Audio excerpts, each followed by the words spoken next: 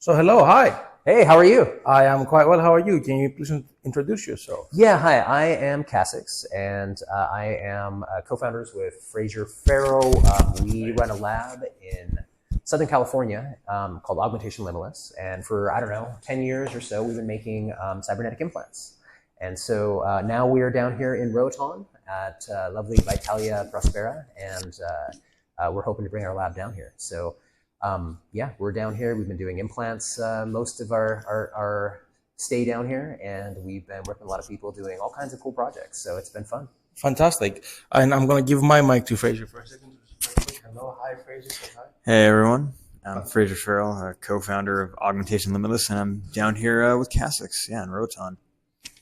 Fantastic. We're going to be using one of these as back and forth. But so I wanted to talk to you guys because what you guys are doing is quite bespoke as a service. It is such an interesting thing. Most of what I understand, these are things that are the way that you do augmentation is through many different ways, right? And let's talk a little bit about what augmentation means for you guys specifically.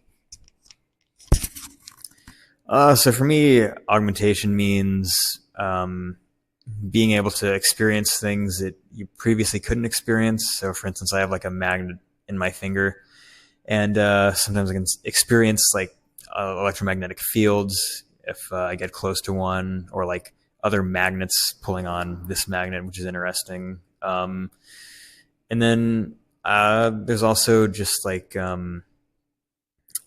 augmentation, just other like sensors that you could use that you don't like normally have, for instance. Yeah. Yeah, yeah. There's so many aspects to it. Augmentation. So with that, I mean, you were. Let me think. Where did I go with it?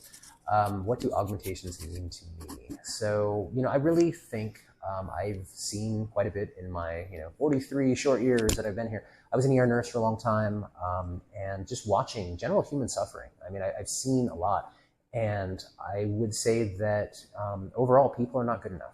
And I mean, that sounds like a very judgmental thing, but I'm including myself. I'm human as well, I mean, the reality is, we tried to solve the problems that we're still struggling with today. Everything from, failed politics, failed religion, failed, there's so much to it that, I mean, ultimately, I think that human beings, we need an upgrade.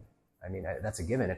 And I wouldn't say that augmentation, I wouldn't isolate that down to what we're doing. Clearly our approach is more of a technological approach over the biological approach that a lot of people are taking here. I would say both are augmentation. I think that it is a difference though, where, many of these things that I would be frustrated doing some of the work that I see being done here, honestly, because these people are doing like fantastic, they're doing gene edits, and yet through labs, you're looking at such a small change in many cases, to where people are looking like, look, I've done 100 different interventions. I've done gene therapies. I sleep 10 hours a day. I only eat this and this and this.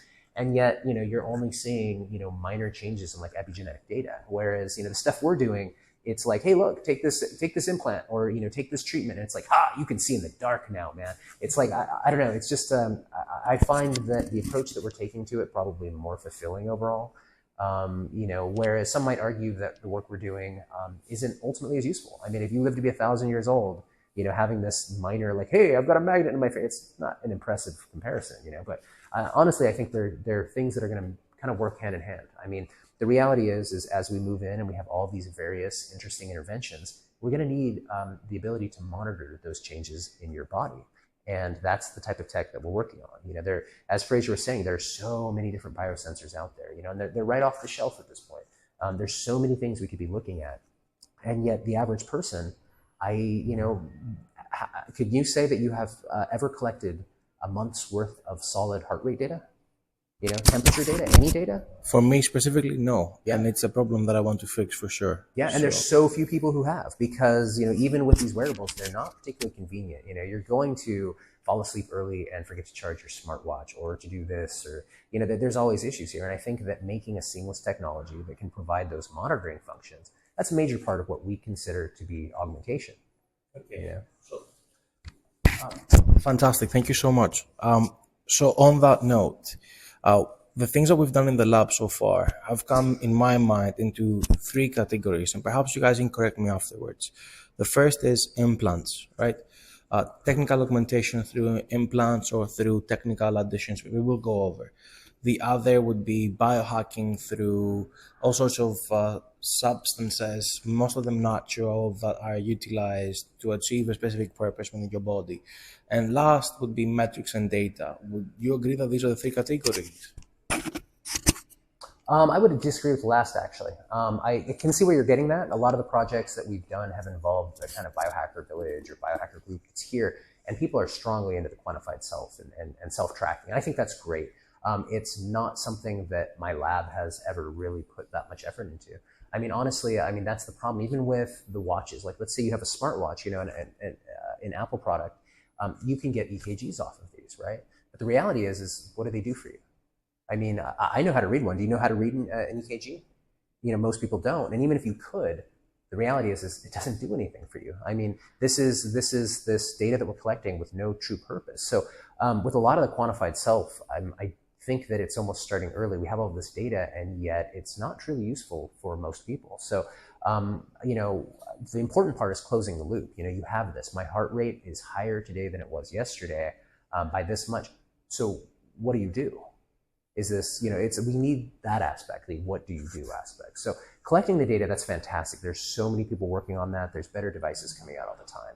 Data gathering is important, but, you know, I don't think, maybe it's different for you, Frazier, but to me, I feel as if that is one of the least important aspects. Yeah.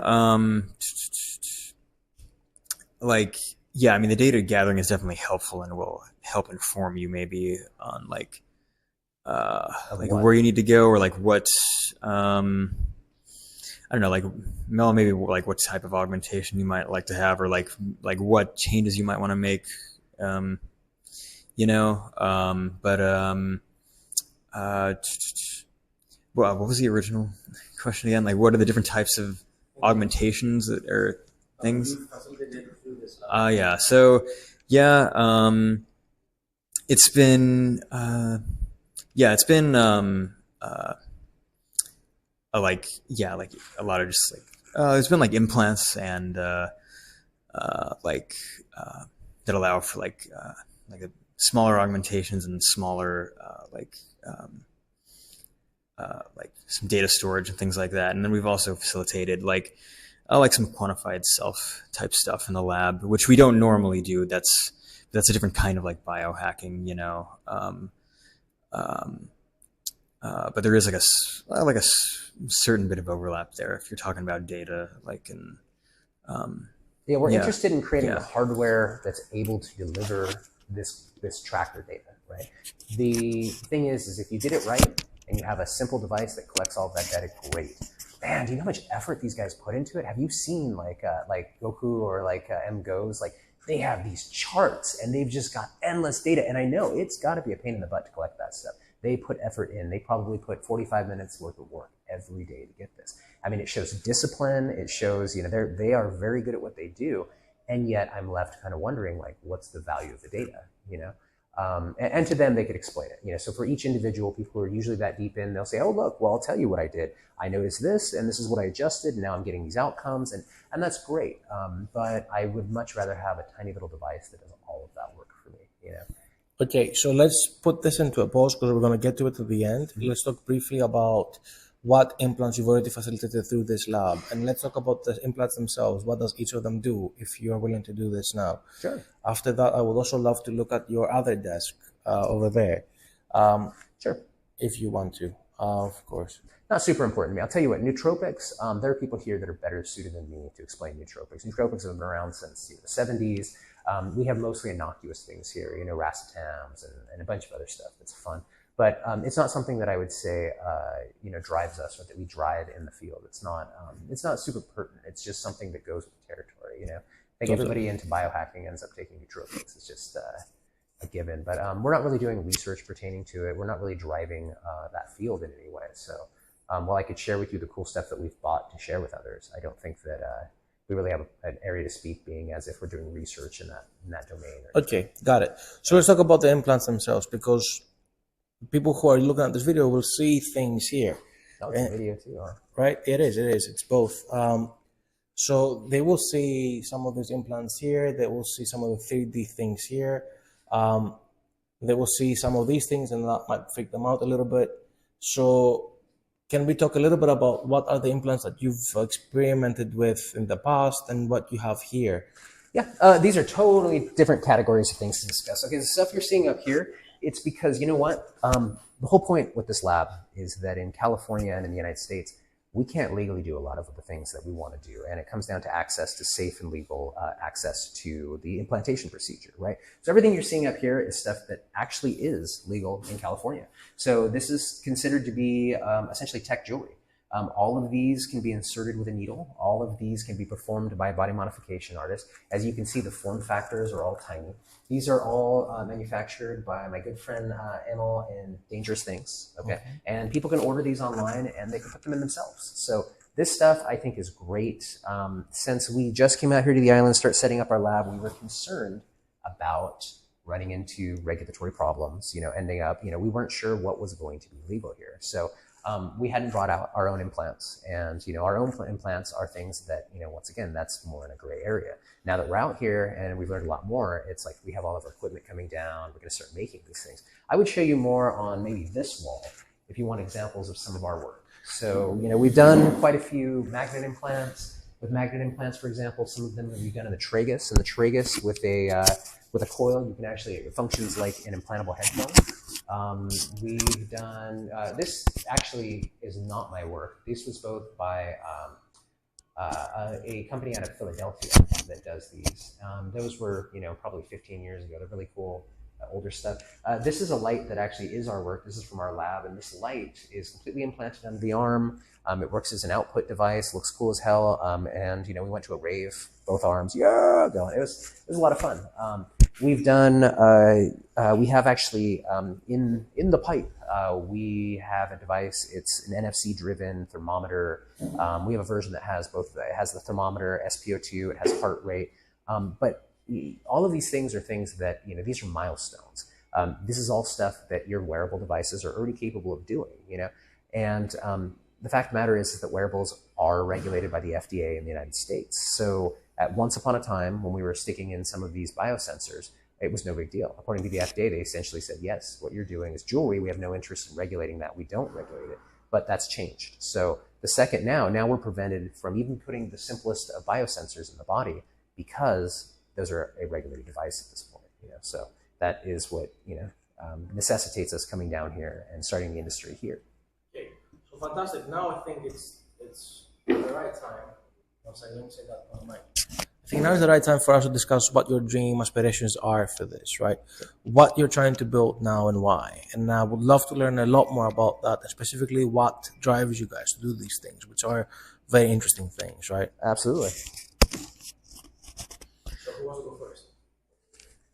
I enjoy it on a large part for the novelty of it, for seeing like where we could go in this field, because it's just so new and kind of burgeoning. And, it's, I don't know, there's not a ton of people in this space, and it's, there's always something like kind of new that you're learning, and like always something exciting is happening. I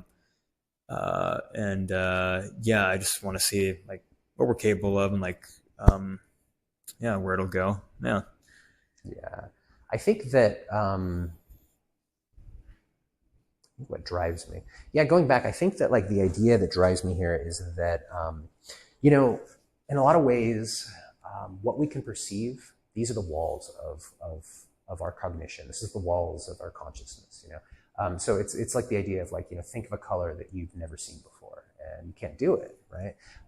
Well, we did a project one time, the idea being that by modifying the eye, can we actually shift the absorption peak of your eye to be far enough along that we pick up another color, And so the idea here is if you did see another color, would it then be something where you've truly expanded your consciousness, and that now you can imagine something that other people have never perceived, they can't imagine, These are the kind of ideas that drive me. I think that, by doing some of these things, we're looking at kind of cracking into the sense of like, going beyond. It's not that I just want to see what my heart rate is or do some flashing light. I want the ability to perceive things that others have never perceived before, you know, things that I can't perceive anyways, you know, and that's kind of what drives me more, you know. I think that there's a lot we can do regarding things like your special senses and your peripheral nervous system. I do see, of course, that stuff like, you know, like Elon Musk's work. It's like, yeah, I think that, you know, they're going to do amazing things in the brain, but I also think that's 30 years out from me getting it, you know. Whereas the stuff we're doing now, it's like, yeah, no, there's so much that is low hanging fruit that we can do, and it's, yeah, that's what I want to bring out here. You know, I want to have, you know, instead of having a watch that tells me my heart rate, you know, I want a listening device that can differentiate between my heart rate. It can tell me that. It can listen to my respiratory rate. It can listen to my respiratory pattern. From that pattern, I mean, the pattern reflects, you know, what you're doing in life. So if I were to push you right now, you would brace, you know, or if I were to surprise you, you'd gasp, right? And, you know, these things are all reflected in our breath. And so for me, moving into the future, the point of these implants is that, you know, you do something like run AI against it, or even just a really good algorithm. We're going to be able to derive things that we can't measure objectively right now. Emotions, states of arousal, you know, just there's so much, you know, stress levels, things like this. We're going to be able to put numbers beside them. We're going to have these things to where we can literally say, oh, my stress gauge is too high, you know, and it's going to come from things like breathing that are complicated patterns that we can't currently interpret. But with the right tech, you absolutely could. Fantastic. Fantastic. Thank you so much for this. So last part of the interview, what are you guys trying to build, like, effectively? I know we talked about devices, but are you looking to build something more specific? Because we haven't. Yeah, no, it's not even device specific. I love devices, and they're moving forward, but that's not really my drive. My drive here is building an industry. Okay, this is totally different. Look, I have. If you go out to the biohack community and you get involved, there are so many people that are active and they're brilliant and they're smarter than me. Okay, but they don't. They're missing the same things everybody else is. You can't get it safely made. You can't get it safely implanted, right? And if we do this, then this community is going to be able to come out here, or even if it not come out here, just by spreading the understanding that we're going to bring. This is how you do this safely. This is how you do this. These, you know, standard operating procedures. By doing this, it's going to open it up. So like the truly brilliant people involved, the people that are, you know, the engineers, the researchers, the software writers, you know, these people have that ability to then, you know, or even beyond that, even when we get past the hardware level, having an open API means that, like, dude, there can be a whole marketplace of makers. You know, there can be so many people that are just using this basic hardware and finding creative new ways to utilize it. You know, I think that the difference is that people will be involved. You know, we don't want to wait for Google. We don't want to wait for Neuralink to come up with this technology and hand it to us and tell us how we're allowed to use it. We want it to be a thing to where it's like, no, I mean, each individual is going to find their own interpretation, their understanding. You know, what is it that you want to see? What's important to you? You know, do you want to hear dogs and, you know, hear the sounds that dogs hear that are above normal hearing? Awesome, we can do that. You know, you want to see those patterns on the flowers that only bees normally see? Sweet, let's do it. Doesn't matter to me, but I want to see you have that kind of flexibility to be able to achieve these things because the technology is already there, you know? Any last comments from you? Yeah, I would just second that and say that, yeah, we just want to, like I said earlier, just kind of expand like the augmentations that are possible. And I'm really interested to see where the field goes and see like what we're capable of, because it's a pretty untapped field, I would say, which is why we're here. So yeah, it's wide open. So for both, I just want to say thank you for the time. Thank you for the work. I think it's fascinating stuff. How can people support you in your endeavors moving forward? Do you have a method so far? Totally. You're going to get the Apex Flex, right? Was it the Next or the Apex you're getting? I don't know. I'm thinking of getting one of them. We'll see. Become a cyborg. That way you're an advocate. So that's one step. That's definitely one step. Okay, so with our lab in particular, if people wanted to support us, we do have a Patreon. We do have means to do that, and it's awesome. But the reality is I think getting involved is a much bigger step. So if people wanted to get involved in this, there used to be a site, Biohack Me. Now there's a series of Discords mostly. There's various places you can get involved. A great place to start is there's the official forums for Dangerous Things, and there's the Augmentation Limitless Discord. Those are two great resources with just tons and tons of active makers. And getting involved in the community, we often have people who come in and say, I know nothing about this. I know nothing about this. I can't be useful. And it's like, the reality is yes, you can. There's so much going on that I'm sure you will find your niche where you belong. And there are things that everyone can contribute, and that means a lot more than, a contribution, monetary contribution is truly getting involved.